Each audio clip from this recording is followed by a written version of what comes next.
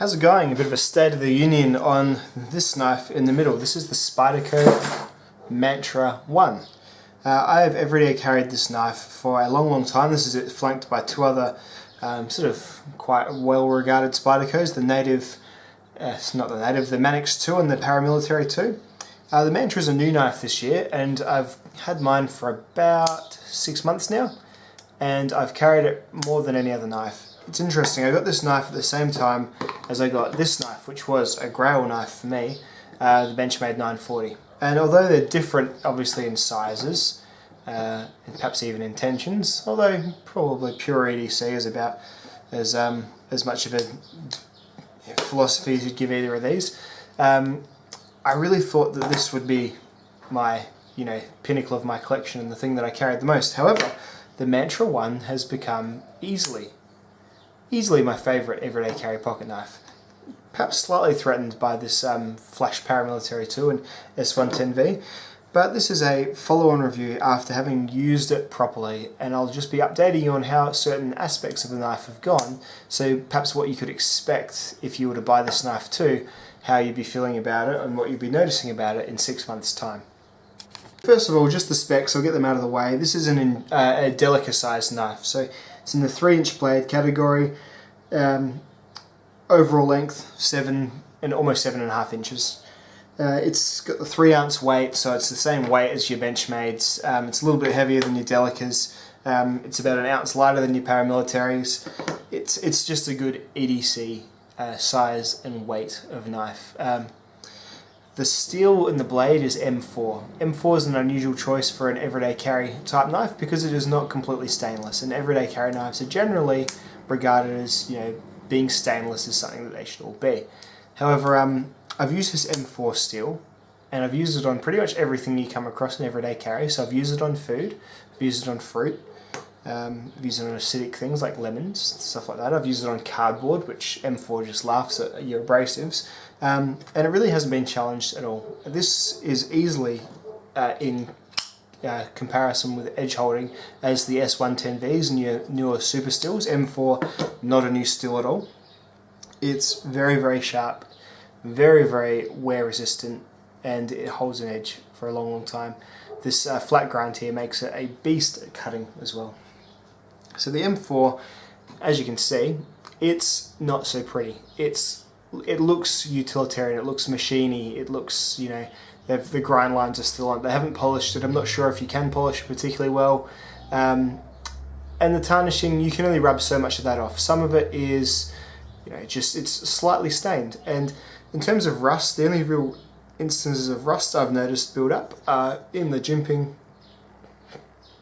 which would be where all your fluids really probably do pile on. You see about middle way through there, just a little bit of discoloration that I can't quite dig out just yet. But I'm sure I could get a pin in there or something, some WD-40, and really gouge it out. So that's how the M4 is held up. Some of the longest edge holding you can get, and mild corrosion resistance that probably does need a bit more care than your average sort of S30V type steel. In terms of edge holding though, probably about twice as long as the S30V in my rough approximation. Overall, the knife has worn really well. I've taken the knife apart once to A, put some nano oil in it, and B, to try and fix a centering issue that did start to develop when I've been using this on pretty heavy stuff like nylon webbing and things like that at work. Really thick cardboard. I had a fridge that I had a box from a mate that he needed to put in my yellow lidded bin, the recycling bin, and I cut up the entire fridge box into quite thin strips. I've done a lot with this knife, and eventually the centering did begin to suffer just a little bit. I mean, it's nowhere near touching the scale, and I'm sure it is modifiable and probably fixable by opening this up. There is a D pivot on one of these screws here. It is not as simple as it would seem, so I'm just a bit hesitant busting that out and doing it again. Being a Spyderco, it is Loctite, and I had a little bit of Loctite, but I since left the tube out and it dried up, so I haven't got any left, unfortunately, which was just stupid for me. So once I can open it up again, I will certainly be doing that and trying to fix that centering issue. The flipper, the smoothness, has only got better over time. It's obviously having a bit of nano oil coated on those caged bearing washers. It's I'm not sure what you describe them as. They're bearings set in Teflon, in a Teflon washer, or a piece of plastic or something with the bearings in it. So I'm not sure if that's caged or embedded, whatever it's called. There's ball bearings making this knife smooth, and it is really smooth, much smoother than when I first got it. When I first got it, it was a bit like this sort of thing, but now just a nice push down, or even just a run past, and as long as you're not completely limp fingering it, it'll crack open the first time and every time. The wire pocket clip is great. I'm happy to report it is the firm wire pocket clip. There is a wire pocket clip getting around in some Spydercos, I believe the Techno, that's a little bit jiggly and a little bit less tense, but this one, nice good tension there. It does scoop your pocket seam up really well, goes really well, nice deep in the pocket, and in general just carries excellently. Being a Spyderco, it is a little bit wider than most other knives. This one enjoys a bit of a smaller spider hole than say your PM2. So zoom in on them. A little bit smaller there, so that does help with the width a little bit, and it's set a little bit further down the blade as well.